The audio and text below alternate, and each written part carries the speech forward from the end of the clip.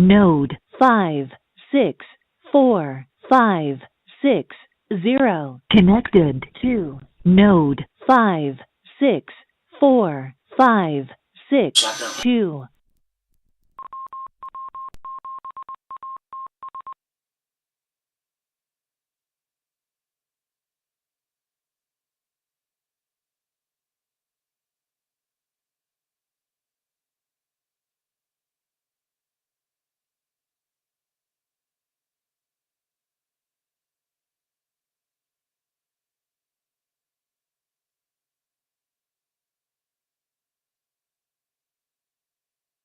WU7N testing.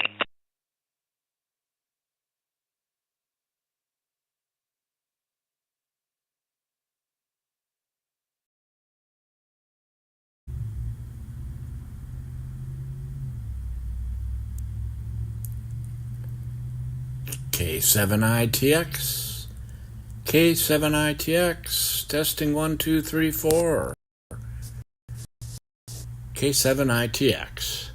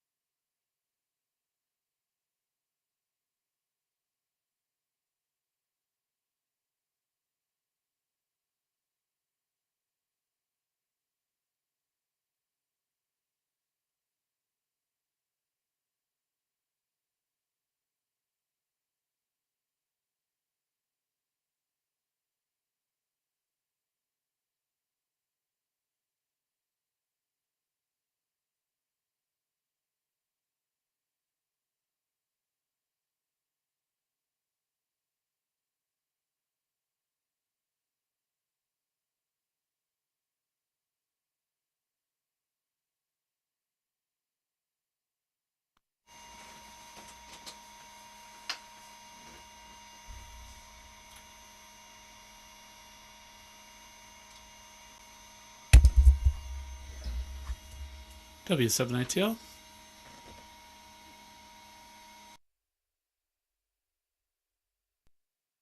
Wade, glad to have you with us tonight. WU7N, you're loud and clear.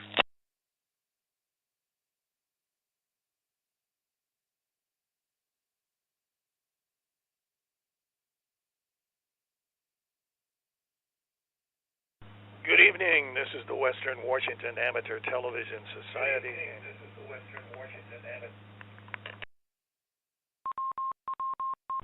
Good evening. This is the Western Washington Amateur Television Society Net on the 08 machine. I'm Dave. KD7ZYM. The Western Washington Amateur Television Society is a group of amateur radio enthusiasts that take to the airwaves with digital amateur television in the DVB-T format. We transmit on 70 centimeters to a crossband repeater on Cougar Mountain and spits out images at 1.2 gigahertz. To find out more about our group, Google WW7ATS. That's Google WW7ATS. That will take you to our homepage on the internet. There you'll see the exact frequencies we transmit and receive on, and also you'll find a link to YouTube where we stream our nets held Wednesdays and Saturdays between 8 and 9 o'clock. Also, we simulcast our audio with our sister station, WW7ATS, with a frequency of 147.08 with a tone of 103.5. So with that, I'll pause in case anybody has emergency traffic or needs to make a contact before our net gets fully functioning. This is Dave, KD7ZYM.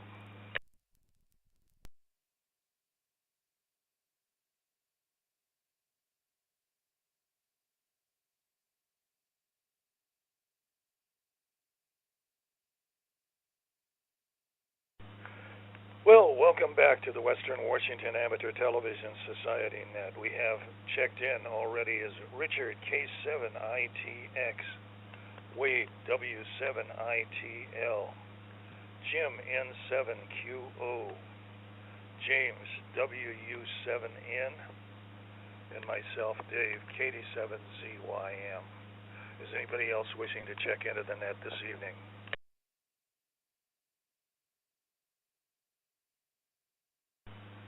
Hearing none, we'll start off the net with Richard K7ITX.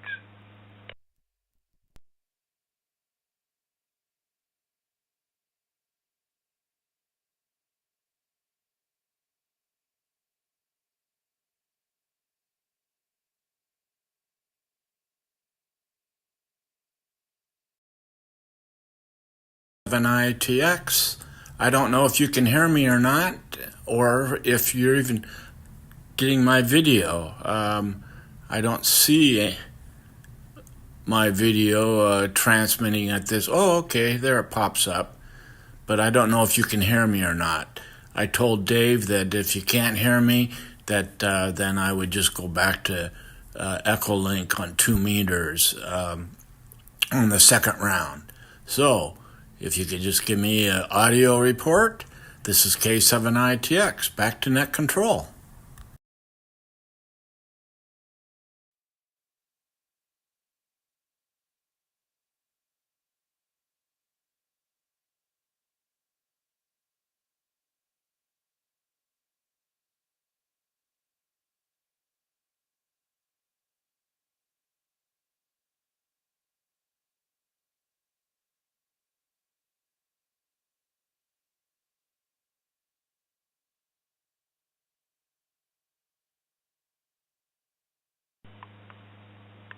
Well, an incomplete transmission from Richard K7ITX.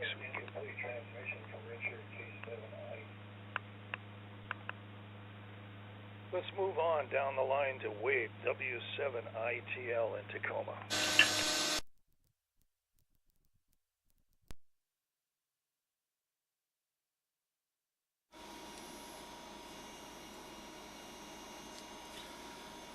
Well, hello everybody, and what a beautiful night. Nice to see everybody tonight. Really busy day.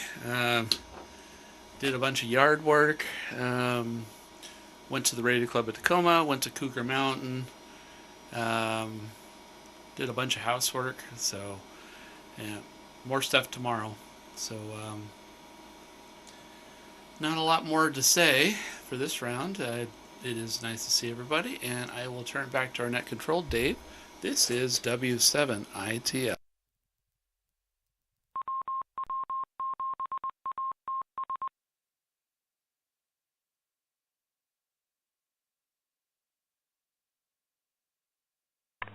And coming up next is N7QO in Covington.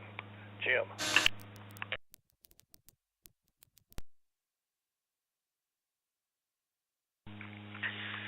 N7QO. Thank you, Dave.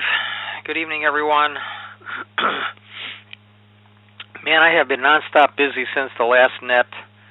I've got a neighbor that's trying to move, and another fellow I'm helping do some things. I managed to do probably all of about half an hour's worth of yard work today. Other than that, I've been helping others, including honeydews, I might add, although that's a regular occurrence. Yeah, it got a little warm here. I did not reset my recording thermometer. The warmest I saw here today was 87 degrees. And right now I've got 81 degrees just south of Covington. Nice clear day. We had a bit of a breeze for most of the day, mostly out of the north. It seems to have calmed down now. Let's see. That's all I could think of right now. Back to you, Dave, N7QO.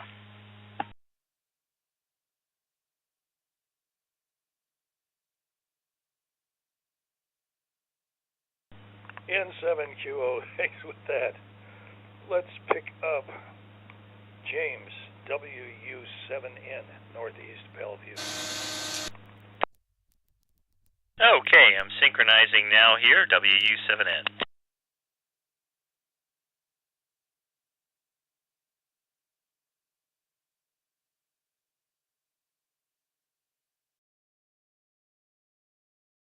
WU7N in Northeast Bellevue. WU7N in Northeast Bellevue. All right. Sounds like my audio is coming through. Let me give... Oh, very nice audio. Richard, your audio was not available on 2-meter, on the 2-meter channel. I could hear you just fine on the streaming.watts.net. So you asked for an audio report. Want to make sure you got that. Wade, good day for yard work, although it's getting kind of hot out there towards the end of the day. And I'll text you tomorrow. Maybe we could rendezvous up at the site. I don't know if you wanted to if you were just in and out quickly and didn't want to do that, that's okay too. Let's see. Jim, yard work too. I guess that was the day. I helped clean out a house today. A individual, wonderful lady has passed away and was helping her family move some things out. And I'll tell you, I'm not 20 years old anymore. The one that got me was there was a bed and then there was a couch. And I didn't know I would be doing that kind of work, but we were able to get it done. But oh my goodness, that was definitely my my isometric weight exercises for the day, getting that up a couple flights of stairs and into a truck. And another bed went to the next door neighbor, which you wouldn't think that'd be that difficult, but actually that was more so because that was down a little bit of a hill, and once we got it to their house, there was no way he was going to get that thing where it needed to be. Even though he kept saying, "Oh, just leave it here," and I go, "What do you mean leave it here? You can't move this thing by yourself." So the three of us were able to get it where it's really going to be, and that's where it's going to be until it gets moved out of that house. So that was quite a project. Let's see. Other than that, I ordered something really interesting from AliExpress. When it comes in, I'll show it to everybody. Essentially an educational or training aid for a vector network analyzer. Very clever idea, and just the idea alone, I was willing to pay them $8 or $9, whatever it was, just for the instructional aid. So when that comes in, whenever it does, I'll show it off. I did more experimentation with my little tiny boards that you plug a USB-C into, and I've got more information on that if you're interested. If you're not, if that's not of high interest to you or you already know it, let me know, because I don't want to be talking about things that doesn't have general interest. So let's see. Other than that, I guess that's it for this round. It's about 74 degrees outside. Very pleasant walk an hour ago. If you stay on the shady side of the street, I could live with the entire summer being like this. I guess we've got heat warnings. It's supposed to bust 90 degrees tomorrow. So they say. I have no doubt in downtown Bellevue it probably will.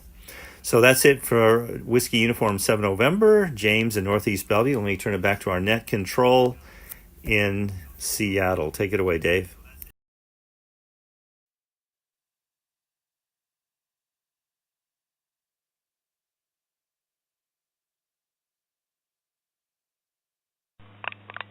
WU7N, thanks with that. And get a quick ID here again. This is the Western Washington Amateur Television Society Net on the 08 machine. Well, here in Lake City, I've got 74 degrees and sunny outside, but I tell you, my upstairs shack is 80 degrees, so it's a little bit on the warm side upstairs.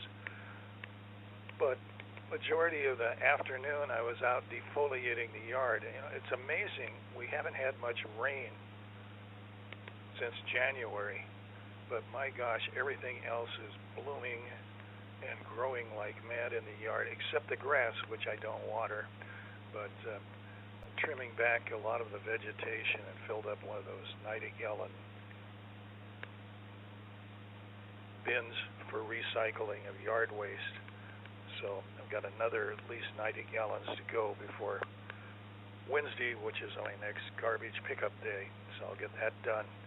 So that's about what's been happening. I did get a few things done around the house, inside, domestic chores, but that's about it. This is Dave, KD7ZYM. And we'll try again and see if we can pick up Richard, K7ITX.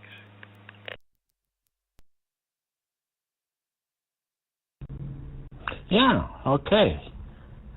Here's Richard KTX. I'm in the great state of California, and you saw the sun setting in a fog bank, actually.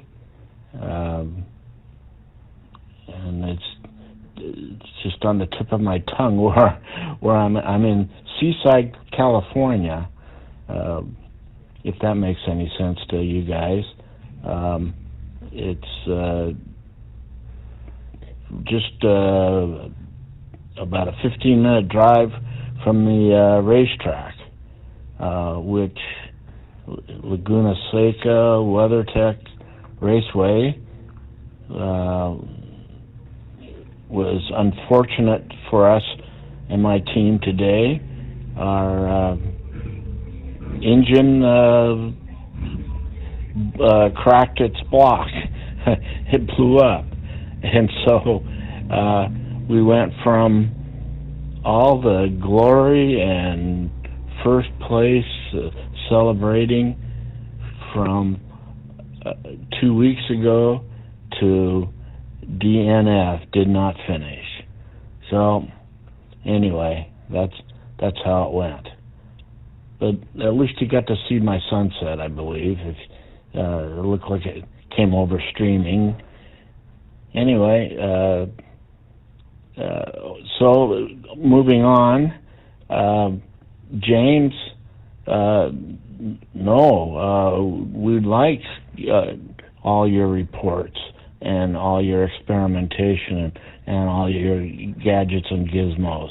You and Carlos and Wade, for sure.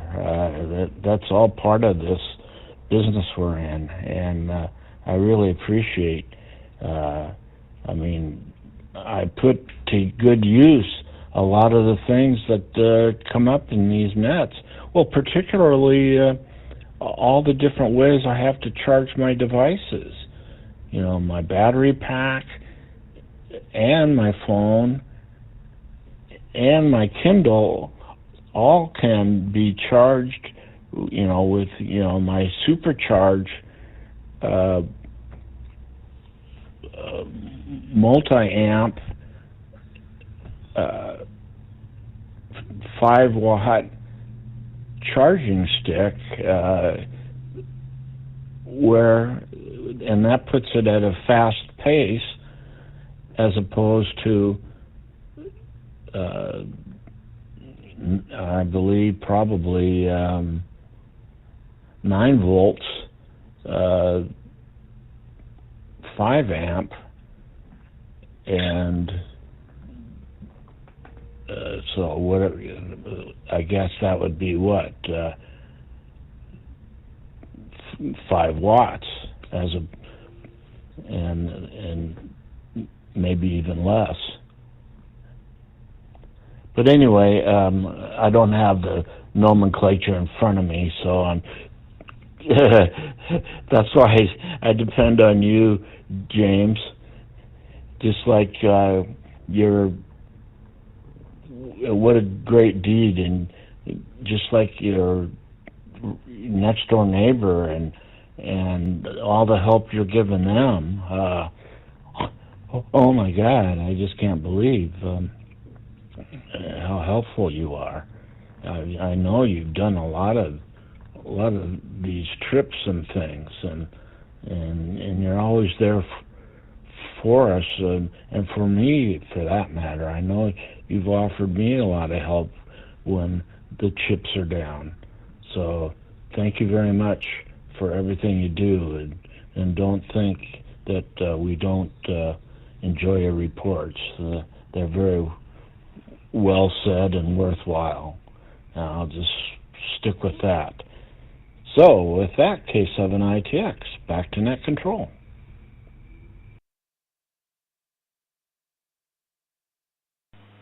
K7ITX, thanks with that. Let's pick up Wade in Tacoma, W7ITL.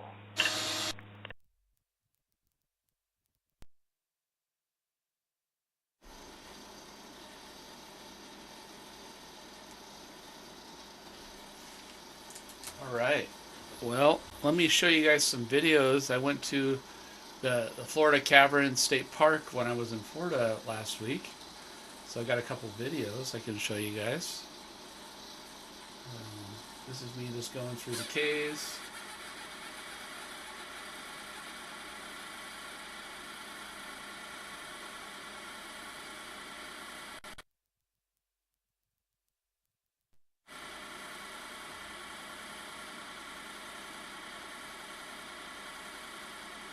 You got the stalactites, whatever else those things are called. Some of the formations kind of look like window drapes. There's a picture, kind of still of that. A couple other formations in this cave. It's up on the Florida Panhandle. It took about 3 hours to drive out here from my folks' house in Florida. They're in Central Florida. Let's just kind of go through the different pictures.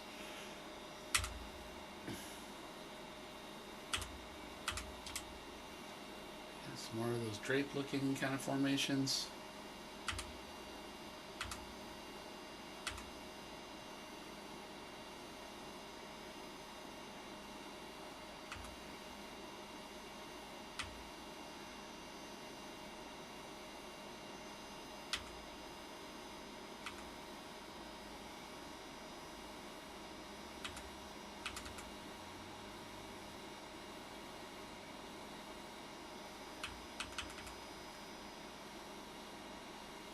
And that's about it. I had some other pictures, but I'll show those off on the next round. So this is W7ITL, back to net control.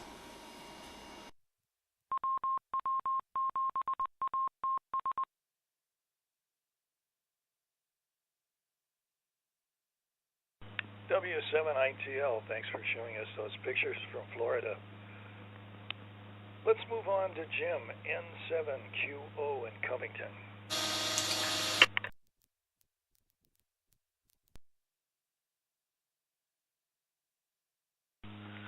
N7QO. Thank you, Dave. Well, Jim, wow, a bed and a couch. I am pretty sure I could no longer do that. Wow. I tried to move something not too long ago, and what was it? I don't remember now. A shelf unit, I think it was. And something I could have easily, well, I don't want to say easily, but something I certainly could have picked up a few years ago, and not anymore. My back let me know.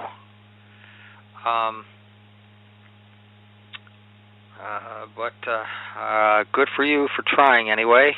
Glad you had some help. I'd need a whole lot of help. Dick, we saw the picture of the sun setting in a fog bank. That was really pretty cool. You did not finish. Well, I hope tomorrow is a better day for you. I assume those guys are frantically working on the car now, but on the other hand, they may be just trying to drown their sorrows. I don't know exactly what's going on over there, but let us know if it looks like you're going to press on with racing as soon as possible there, hopefully tomorrow. And if so, we'll keep our fingers crossed. Let's see.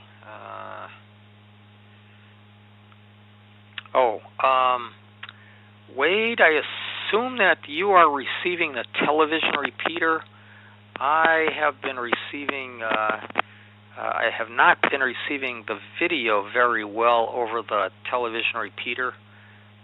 Usually when I first power the thing on, I get a green screen, and then it identifies our repeater, but now I'm not getting that. I'm getting a blue screen constantly, and it may be that I have the decoder up in the attic.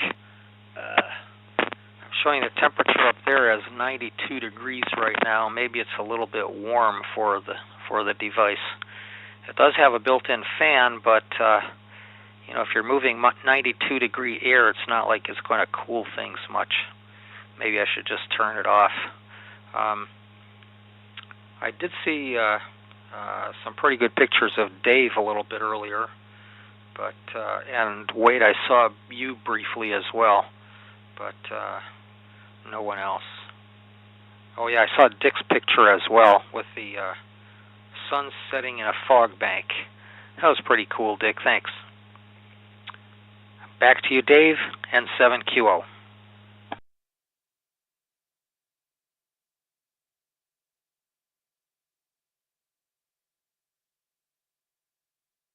N7QO, thanks for that. And get a quick ID here again. This is the Western Washington Amateur Television Society Net on the 08 machine. I'm Dave, KD7ZYM. And speaking of James, WU7N in Northeast Bellevue. The mic is yours. Okay, on 2 meters here, I'm going to go ahead and synchronize. Stand by.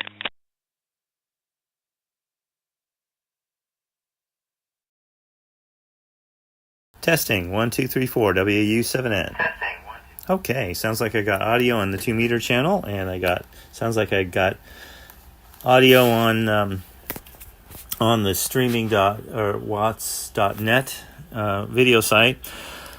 Well, first off, Richard, condolences on the cracked block. Did not finish. That sounds awful. Well, anyway, thank you very much for your comments. I try to be helpful when I can, but like Jim, I think maybe my bed moving and couch moving days might be coming to an end here. That was a lot of work, and I took the easier ends when I could and brought a two-wheeler up from my house, and that's why we were able to get it all done. Wade, thank you very much for the K videos. That looks really exciting. There's so few people here tonight. Maybe you could run those by us again next Wednesday. Let's see. Okay, I'm going to flip this around. Exciting. There's because this right here is the little board that kind of started it all, and I'm putting it next to a pen. You can kind of see the size of it. Let me see if we get a good picture here. Oh, yeah, we get a pretty good picture.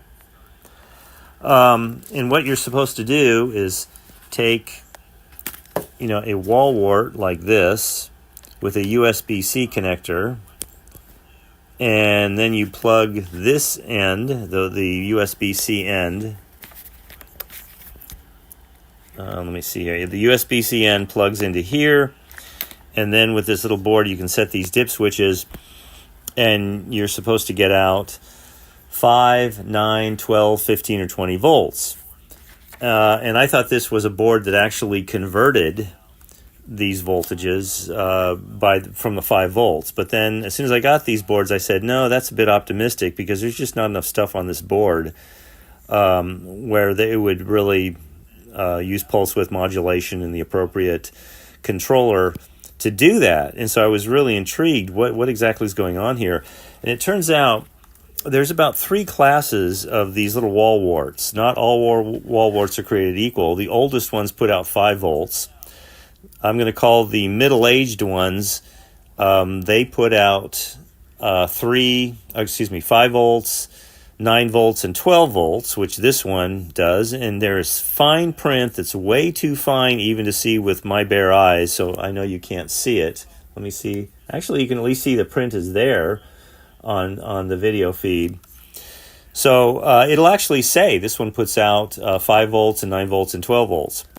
But then there's a third class of the newest super wall warts. They put out all the voltages, and they're rated at 30 watts, 50 watts, 100 watts.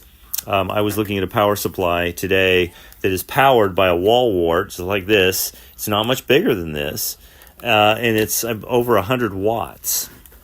And so the 2 things I have learned that is news you can use is if you're plugging your tablet, phone, or whatever into a USB-C connector, one that looks like this, and it's taking forever to charge, whatever's at the other end of the USB-C connector probably is old or middle-aged, and it's supplying 5 volts at a trickle current, and it's going to take a long time for those LiPo batteries to charge.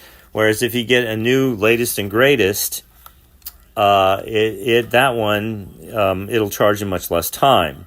I don't know enough about the chemistry of the LiPo batteries, but apparently hitting them with 20 volts, even at lower current, seems to charge them faster. I'm not sure how that magic of physics happens. The other thing that's kind of interesting is the marketing department in China says this little tiny board is you're supposed to be able to pull 100 watts through it. I find that incredibly optimistic. I just don't see that there's enough dissipation room on this little board for 100 watts. But what kind of started this all, kind of kicked all this off, was this device here, and this is a disciplined GPS oscillator, and how it requires on the back here, you can see that it requires somewhere between, I guess you can't read it, it's between 11 and 14 volts. Oh, you can see that, 11 to 14 volts. Puts out a square wave, 10 megahertz, a absolutely federal government synchronized pulse per second, which I just find fascinating. Next time round, I have a story about that. And then this is a GPS active antenna, which is the same type that Wade and I put in up at the site last time we were up there. And I'm just fascinated at how well these things work. With the front of this particular device putting out a 10 megahertz sine wave out front. This right here tells you that you have a lock on enough satellites to make it to work correctly. And then this over here is the light that flexes at pulse per second.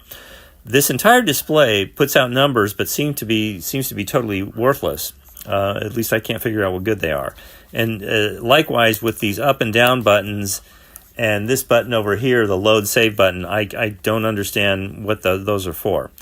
But fear not, if you just let this thing, you turn it on, and it only takes about, let's just call it 333 milliamps to make the math easy.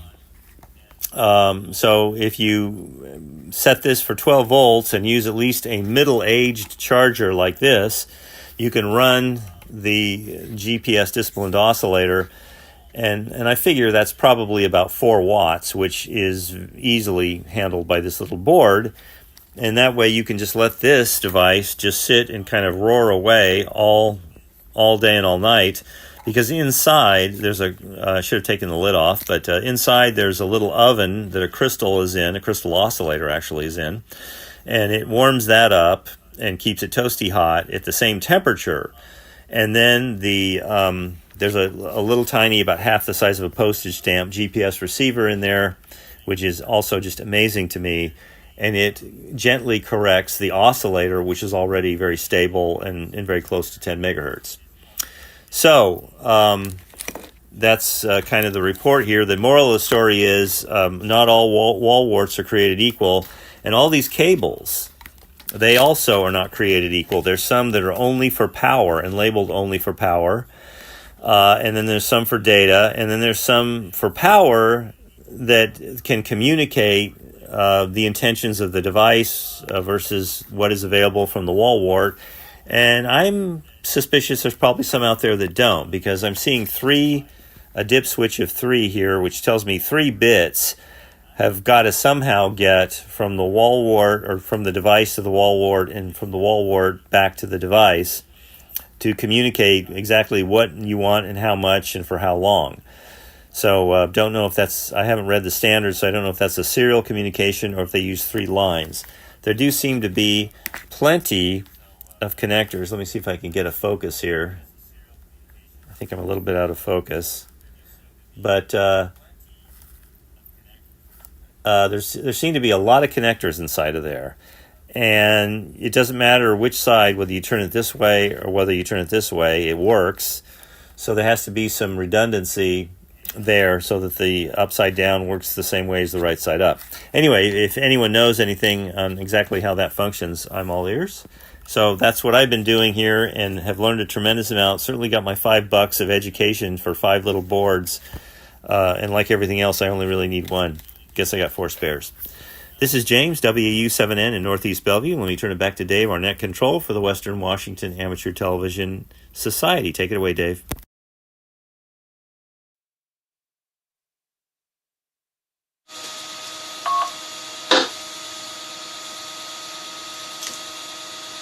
WU7N, thanks for that.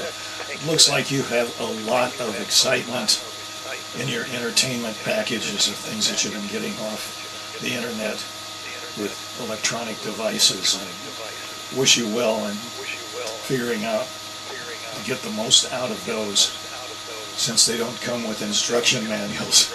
So more power to you. And for poor Richard, cracked block on engine. Boy, I hope, I don't know if you carry a spare block or not, or if when you go to these races or a spare engine, and I hope you're not totally out of the race for tomorrow. So anyway, wishing your group well for that. So that's about it, and everybody's been enjoying the weather. Boy, they've got some hot weather coming up in the next couple of days. So anyway, that's going to be enjoyable.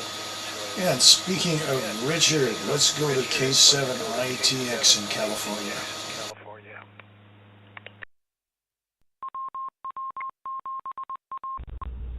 Okay, well, thank you very much for the reports. And it's Monterey Bay that that was slipping my tongue, and it's Monterey Airport that I found quite intriguing for purposes of landing a relatively good-sized airliner, twin jets, and so anyway, I felt kind of silly not being able to remember that, but okay. And then as far as a report on our race car, so right now we are kicking ourselves for not taking our spare engine with us, which we have as far away from this track as you can get in Graham, Washington. So, so the last I saw, they were bringing a crane, a hoist, to pull the bad engine out of the car, and that's the last I saw of what was going on. I ended up, because I'm of practically no use or value, as far as, the functioning of the team, if you will, other than maybe just drumming up fan support. I guess you'd call me president of the fan club, but I did enjoy touring the track. The track had a perimeter road that I could drive my rental truck all around everywhere. Of course, the most exciting part of the track, called the corkscrew, well, it looked like they didn't want me to drive up to that point, and so I never did get to see the corkscrew. I saw a lot of people walking to it, up the golf cart trail, and then I saw a road that looked like might get you there, but then I saw authorized vehicles only, and so, oh, gee whiz. I did have a wristband that if someone would have challenged me, I could have said, well, I'm authorized, but I chickened out. I saw enough of the track to be just thoroughly satisfied and amazed. I've seen it on television enough, and so a lot of the sights and sounds that I've seen before on the tube, I got to see in person. And of course, I have timing and scoring on my smartphone, so I was able to keep track of things. It's just too bad that yesterday, or what am I mean? Yesterday, I mean today. It's too bad we weren't able to make things interesting towards the finish, because the winner of this afternoon's race just blew everybody away by, seemed like about 8 or 9 seconds. And I know we would have been up there fighting for first place, that's for sure. But, who knows what they're doing now? I mean, they could be, as far as I know, they could be putting in a new engine from someone else right now. I mean, anything's possible. I've seen it done before.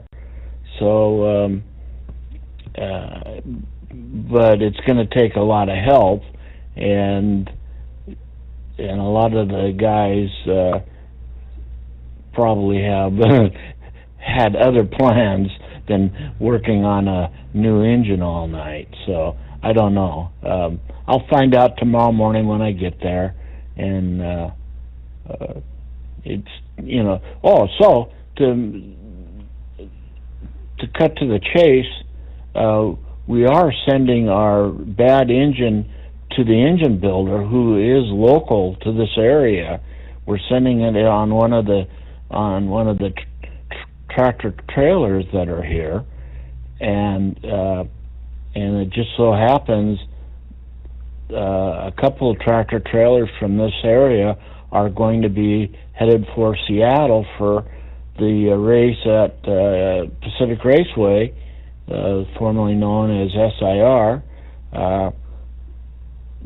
So there's a good chance we're going to have our engine rebuilt and delivered for our use on the 4th of July.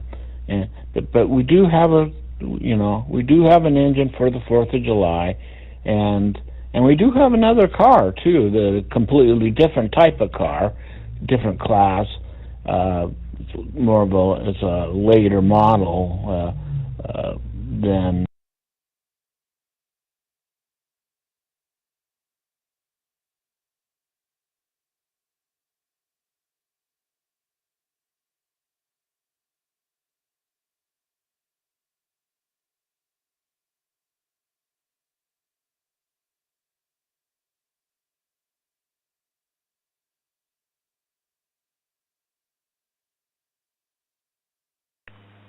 K7ITX, the Gator got you. You want to come back?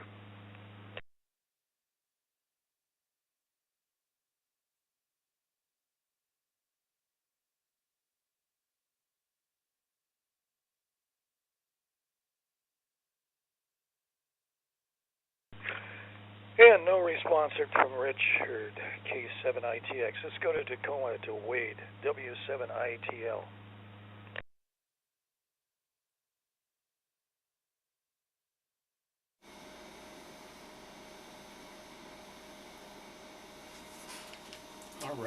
All right.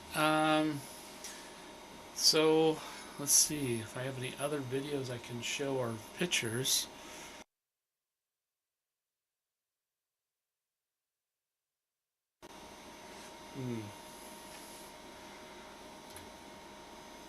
Just a second, guys. I gotta put everything back.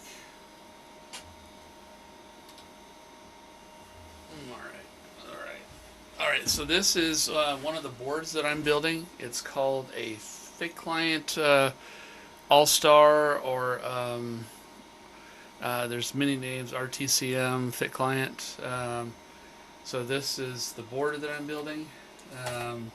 This is not the actual board that I'm building, but it's what it's going to look like when it's fully populated. Let's see, let's show you what it looks like.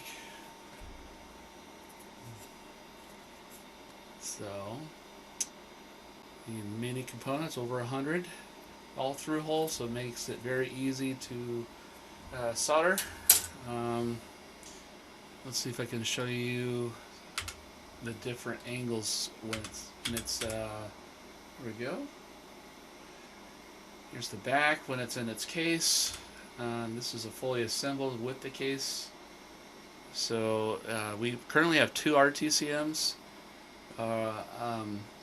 This is the thick client version, which is the big one. I'm building these to replace the ones we have up there at Cougar Mountain. These have a GPS discipline oscillator, so eventually we could, in theory, do simulcast, which means we can have multiple transmitters. But it's also much bigger, so it's easier to maintain and replace parts. So yeah, that's what I've been working on, getting the parts ordered and everything. Besides that, that's about all I got.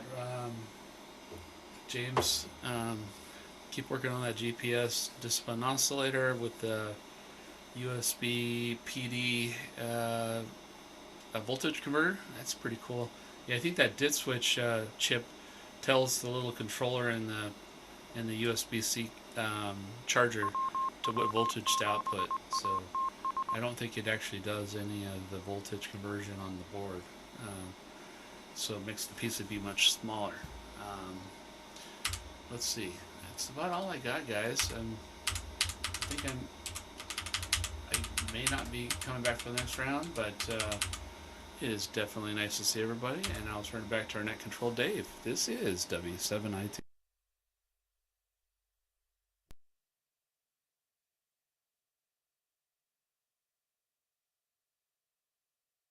W7ITL, thanks with that.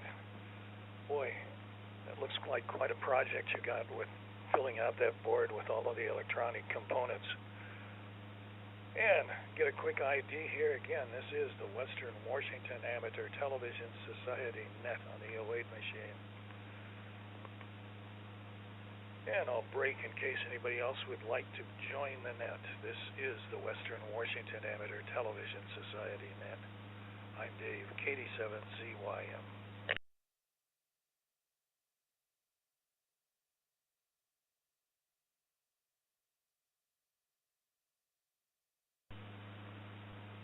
And hearing nothing, let's go to N7QO in Covington.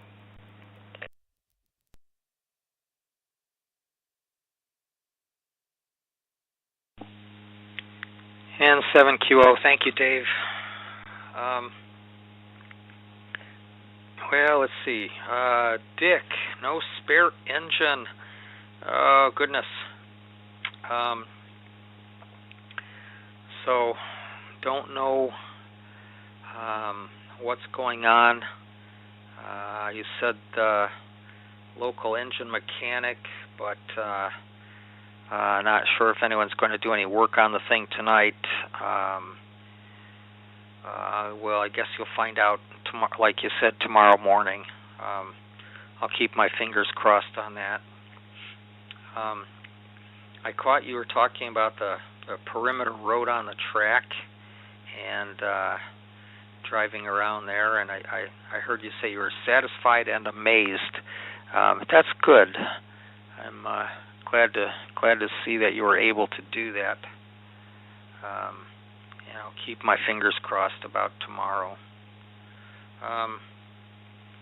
Wade, that's a lot of parts to build up on something. I built a whole bunch of Heath kits over the years.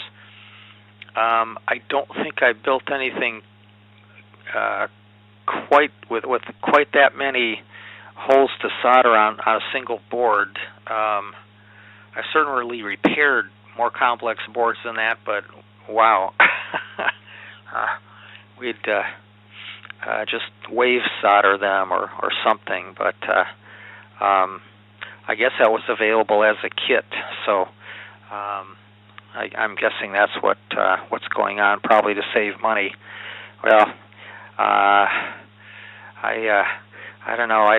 I'd pull my hair out messing with all that. Probably be fun for a day, and then the next day it's like, well, why did I do this? And then the next day it's like, I want to be done with this. So good luck with that, Wade. Hope it doesn't raise your blood pressure too much. Thanks for doing that. Thanks for helping out there. And thanks for showing that to us. That's pretty cool. I don't know. Yeah, Dick, you were saying something about the airport there. I'm not exactly sure where that is. I have not been there, so I can't give you any comment there. I can look on a chart, but I don't have one of those here in the shack, so that won't help any. But back to you, Dave, N7QO.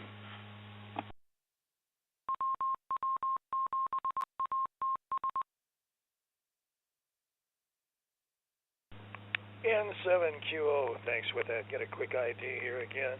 This is the Western Washington Amateur Television Society Net on the 08 machine.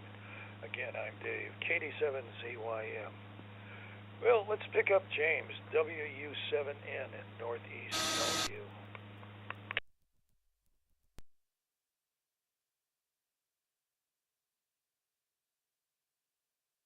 Okay, synchronizing now.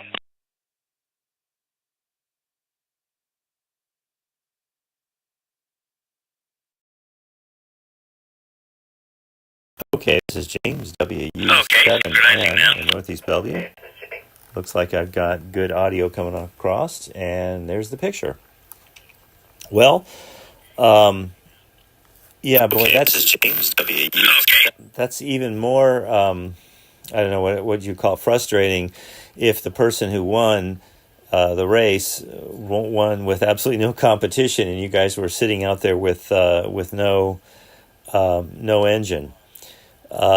I'm curious to know how long it would take to change out an engine, though, in a race car. I was looking at changing out the engine in my truck, my Nissan truck, figuring that would be measured probably in weeks, not minutes. But maybe race car engines come in and go out in a modular fashion much faster. Wade, that is an impressive project there. Thick client. I certainly want to talk to you more about that. That's a lot of parts.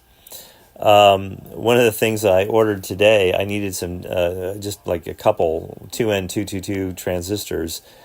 And it turns out the cheapest way to buy them is just to spend $3.50 and you get this whole giant transistor kit. I think it's like 200 pieces of small signal transistors, 10 or 20 of which are 2N222s.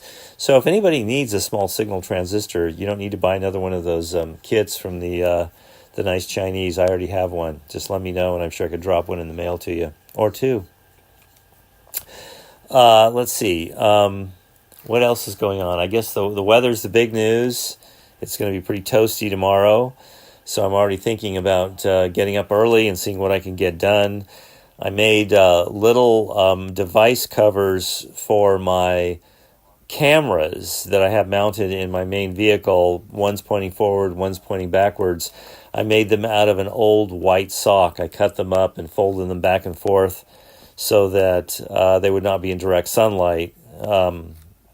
But if it gets much hotter, I'll probably pull them out and then mount them in just before I go driving somewhere. Kind of a hassle, but under that kind of heat, I can't imagine that the quality of electronics would last very long. They've got cameras on the space station, all mounted on the outside. They must be some incredible engineering. They've been up there forever, and they keep on working. But of course, the little plastic lens dash cams, I don't think are probably quite that quality. So let's see. Well, 9 minutes left of the net. Let me turn it back to Dave, our net control over in Seattle. This is James, WU7N in Northeast Bellevue.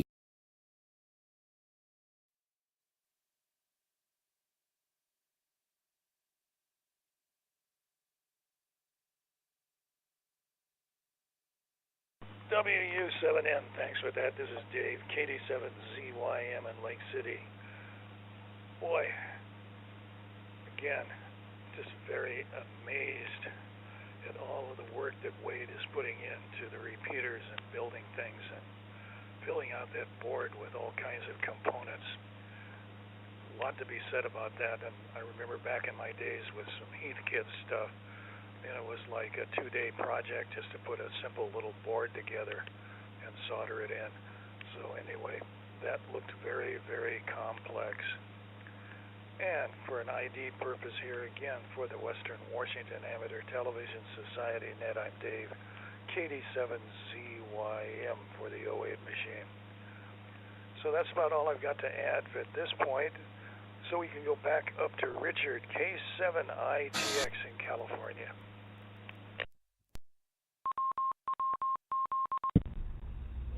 Yes, well, my apologies for being so long-winded and not realizing to cut to the chase. And the main thing was I wanted to comment on Wade's pictures in Florida. Those were just spectacular, beautiful. I don't know how to, I can't say enough about how much I enjoyed your report, Wade. Thank you very much for those pictures. And I don't hold your breath on us being on the track tomorrow. I think the main important thing is for us to be good to go 4th of July, Seattle. It's a big event. Our cars, our particular class is featured out of 150, 200 cars that are going to be there. So they're coming from Texas, California, so we got to be ready for that. We got to be ready for the 4th of July, and that's where we need to have our fingers crossed. I invited Ron and Joanne, and I'll be thoroughly embarrassed if we don't have a showing.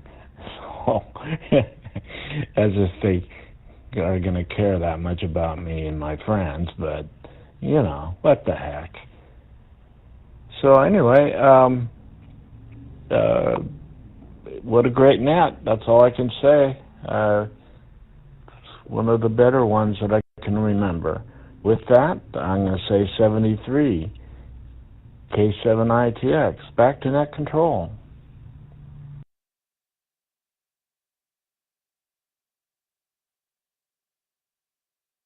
K7ITX, thanks for that. And let's go back to Tacoma to Wade, W7ITL.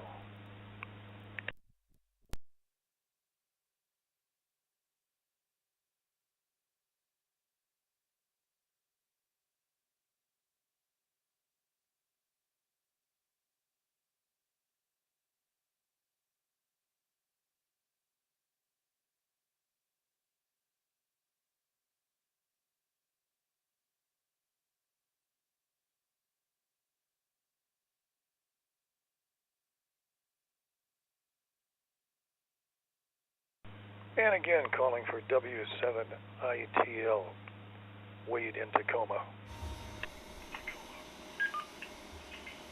All right, guys. Sorry about that. I was checking into the double nickel simplex net and didn't hear you call me. No, don't have anything more to talk about, guys. It's, again, good net. I'll save 73, and I'll turn it back to net control. This is W7ITL.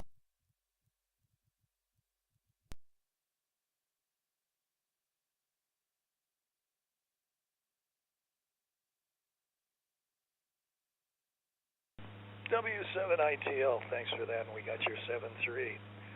Let's go to Covington to Jim, N7QO.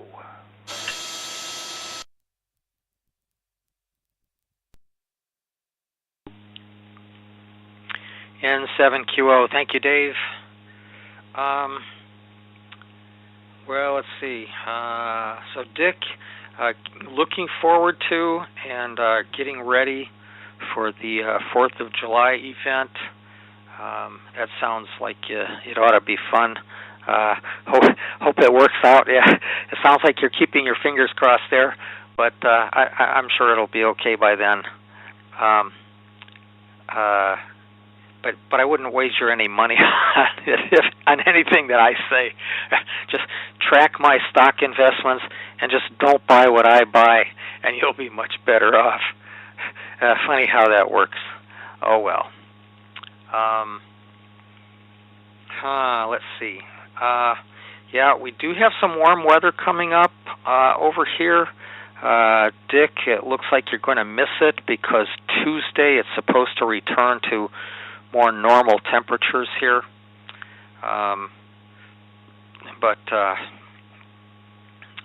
So for everyone who's staying back here, make sure to hydrate and keep out of the sun. If you have air conditioning, by all means, you're going to need it the next couple of days. As for me, I was hoping that after retirement I could move to someplace warmer than this, but my wife does not have any interest in doing that. So here I am anyway. I'm going to look forward to the next 2 days. So, what can I say? Back to you, Dave, and 7QO.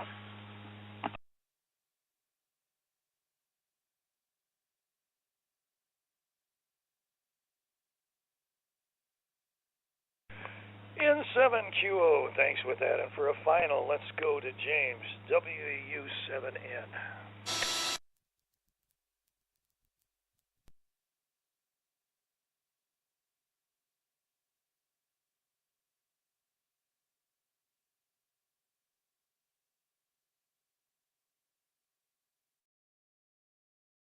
U7N. WU7N testing. WU7N testing. Okay, there I am. I'm up.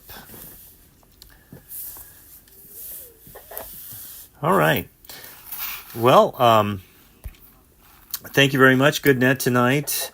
Yes, Wade, I definitely have figured out as soon as I opened the package that whatever those little boards do, it wasn't what I thought it was. And yeah, the three little dip switches send the 3 bits to tell the wall wart which voltage to send the board. They don't do any buck conversions or pulse width modulation or anything else. That would be very impressive if you could get all that on that one little teeny tiny chip. Of course, that one little teeny tiny chip is nothing to sneeze at. I'm going to try and see if I can get enough magnification to read it and go find a data sheet on it. I am kind of curious to know how it works. Okay, let's see. I guess your double nickel net is 146.55. I was listening on another radio to see if I could hear anything. This inspires me to get a better antenna up. Right now I'm using a 3-element J-pole hanging in a sliding glass window. But since it's only, a matter of a couple clicks from the repeater, it hits everything on Cougar Mountain just fine. Other than that, it has a lot to be desired. So anyway, this is James, WU7N. Going to turn it back to Dave, our net control for the Western Washington Amateur Television Society. Anybody out there listening, we meet at 8 p.m. On Wednesdays, that's West Coast, USA, Pacific time, and 8 p.m. on Saturdays. Anybody is welcome to check in and check out or join the conversation. So, Dave, wrap this net up.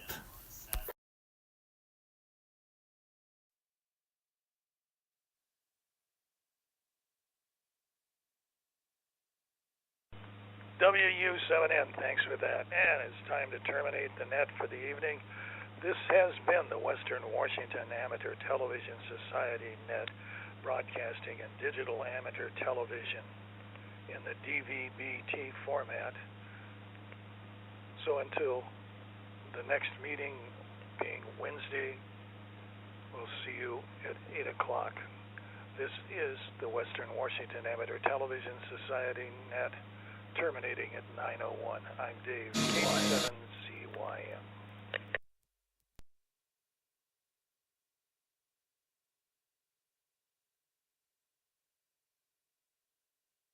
Node 3283368 disconnected.